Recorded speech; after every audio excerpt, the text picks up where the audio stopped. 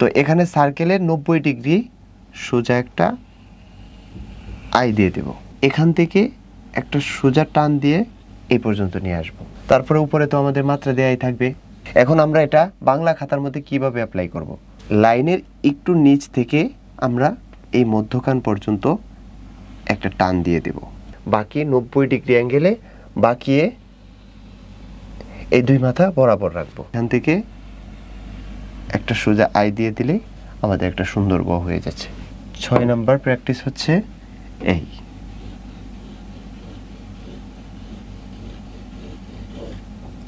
আসসালামু আলাইকুম রহমতুল্লাহ। Global education institute কর্তৃক আয়োজিত বৈজ্ঞানিক পদ্ধতিতে সুন্দর হাতের লেখা কোর্সে আপনাদের স্বাগতম। তো সুন্দর হাতের লেখা এটা খুবই গুরুত্বপূর্ণ একটা বিষয়। প্রযুক্তির যতই উন্নতি হোক না কেন, সুন্দর হাতের লেখার গুরুত্ব কিন্তু আগেও ছিল, এখনও আছে, ভবিষ্যতেও থাকবে। তো হাতের লেখা সুন্দরের জন্য কিছু প্রয়োজনীয় বিষয় আছে, প্রাথমিক কিছু কথা আছে। ইনশাল্লাহ আজকের ক্লাসের মধ্যে আমরা সেই বিষয়গুলো সম্পর্কে আলোচনা করব।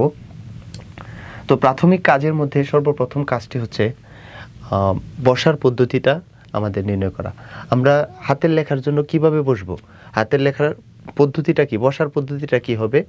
বসার সময় আমাদের লক্ষ্য রাখতে হবে বসার যে টেবিলটা থাকবে সেই টেবিলটা যেন আমাদের বুক বরাবর থাকে। বসার পরে আমাদের বুক বরাবর একটা টেবিল থাকবে, সেখানে আমরা লিখব। উঁচু স্থানে লেখলে আমাদের লেখাটা সুন্দর হবে এবং কি দীর্ঘক্ষণ লেখা যাবে। আমরা যদি কাত হয়ে যদি মাটিতে রেখে যদি লেখা লিখি, সেক্ষেত্রে লেখাগুলো সুন্দর হবে না এবং কি দীর্ঘক্ষণ লেখা উপযোগী হবে না।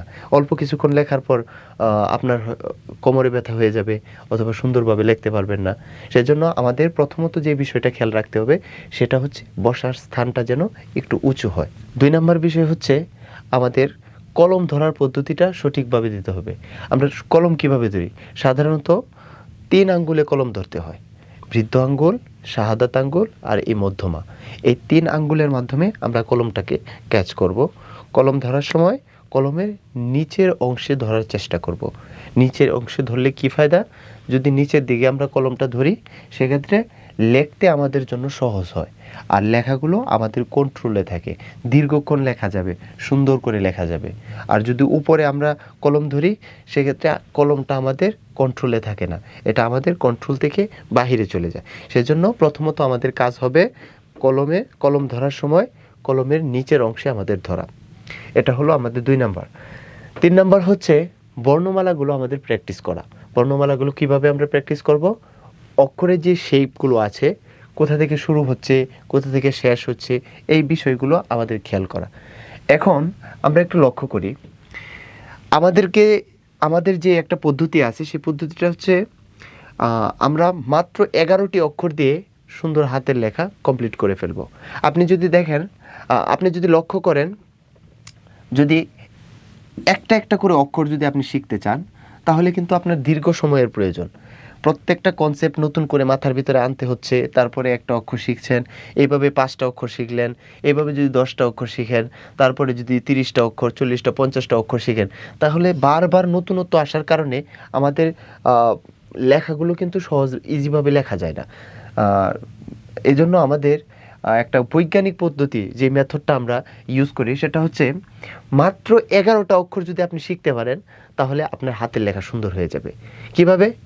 আচ্ছা, আপনি একটু লক্ষ্য করেন, যদি আপনি একটা অক্ষর এই বটা যদি আপনি সুন্দর করে লিখতে পারেন তাহলে নিচে যদি বিন্দু দিয়ে দেন তাহলে আপনার র হয়ে যাচ্ছে।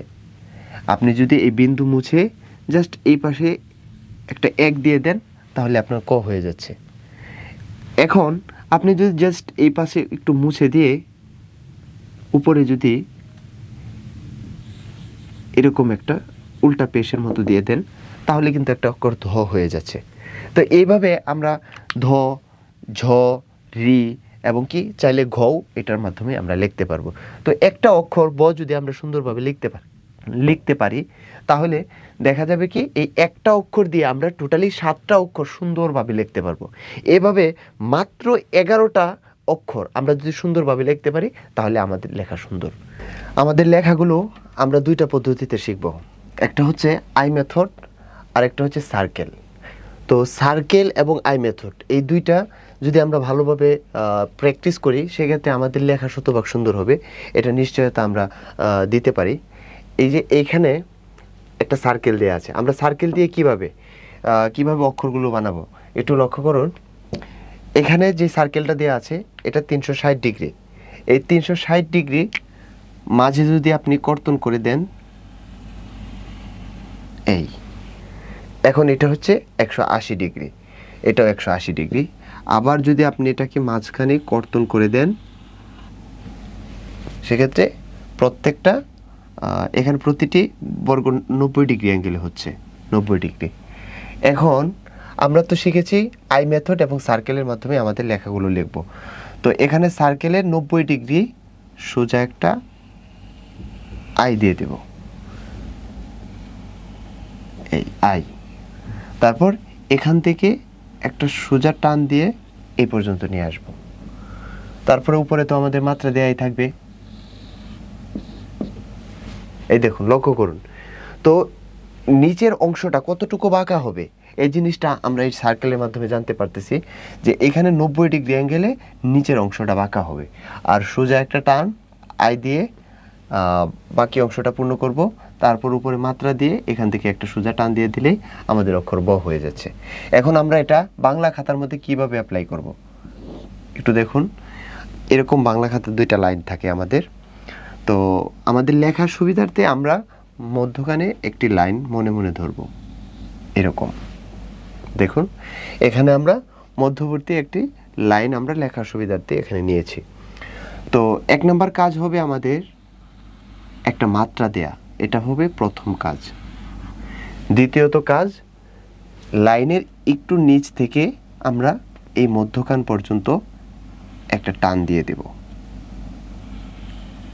এই এখান থেকে বাকি 90 ডিগ্রি অ্যাঙ্গেলে বাকিয়ে এই 2 মাথা বরাবর রাখবো। এখান থেকে একটা সোজা আই দিয়ে দিলে আমাদের একটা সুন্দর ব হয়ে যাচ্ছে। লক্ষ্য করুন, আপনি একটি ব যদি সুন্দরভাবে লিখতে পারেন, নিচে যদি বিন্দু দিয়ে দেন তাহলে র হয়ে যাবে। তারপর ক, ধ, ঘ, জ, রি এই সবগুলো অক্ষর জাস্ট একটা ব থেকেই আমাদের লেখা সম্ভব। সুতরাং আমাদের এই বটা ভালোভাবে শিখতে হবে। এই বটা যদি ভালো করে শিখতে পারি তাহলে বাকি 7টা অক্ষর আছে এগুলো আমাদের ইজিভাবে হয়ে যাবে। তো আমাদের লেখা সুন্দরের জন্য প্রাথমিক কিছু কাজ আছে, কিছু প্র্যাকটিস আছে, যে প্র্যাকটিসগুলো আমাদের প্রত্যেকের করা উচিত। এগুলোর মাধ্যমে আমাদের লেখাটা ইমপ্রুভ হবে। সেই প্র্যাকটিসগুলো আমরা এখন দেখব, একটু লক্ষ্য করুন।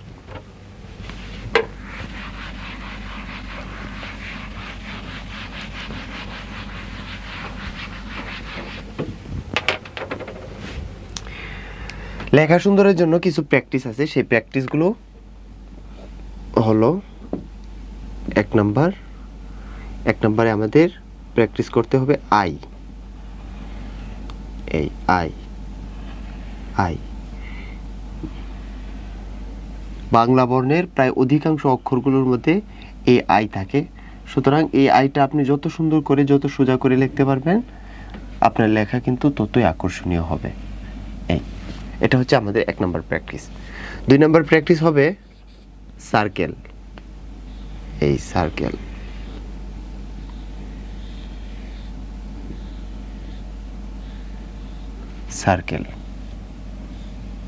প্রতিটা যেন গোল গোল হয়, এটা আমাদের দ্বিতীয় প্র্যাকটিস।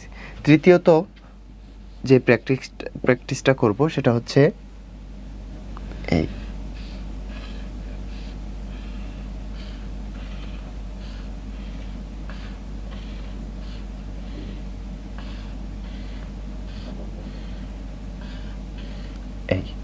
এভাবে আমরা প্র্যাকটিস করব। চতুর্থ প্র্যাকটিস হচ্ছে এই সার্কেলটা আমরা ইউজ করব,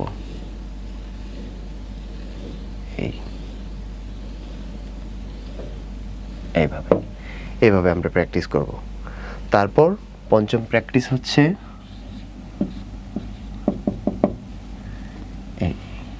একটু বাঁকা করে কিছু অংশ উপরে কিছু অংশ নিচে, একটু বাঁকা করে কিছু অংশ উপরে কিছু অংশ নিচে, এইভাবে প্র্যাকটিস করব। তারপর 6 নম্বর প্র্যাকটিস হচ্ছে এই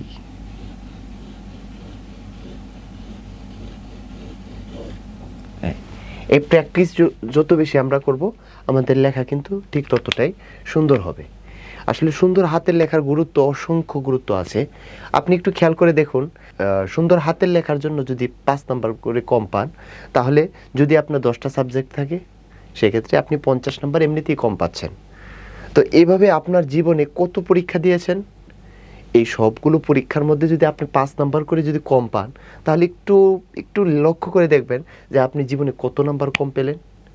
আপনি যদি সেই নাম্বারটা যদি পরীক্ষায় বেশি পেতেন, সেক্ষেত্রে আপনার ভূমিকাটা কি থাকতো, আপনার অবস্থানটা কি থাকতো, আপনার জিপিএর অবস্থাটা কি থাকতো।